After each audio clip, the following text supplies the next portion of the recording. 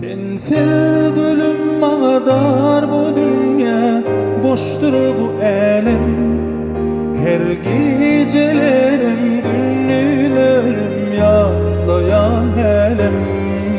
Sensiz gülüm bana dar bu dünya, boştur bu elem.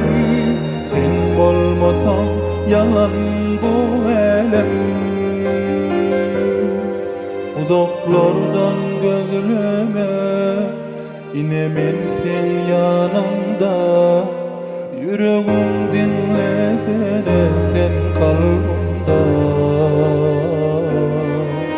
Sen sebep ömrüme, sen sebep sevgime. Hoş geldin dünyama, kal yanımda. Sensiz gülüm bana dar bu dünya, boştur bu elem. Her gecelerim, gündüzlerim yağlayan helem. Sensiz gülüm bana dar bu dünya, boştur bu elem. Sen olmasan yalan bu elem.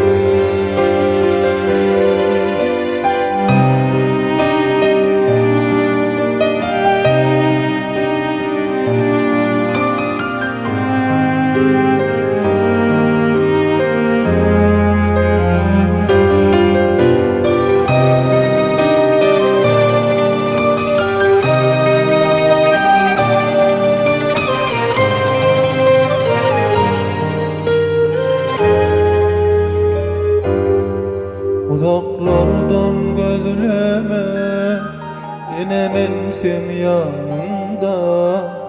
Yüreğim dinlesene sen kalbimda.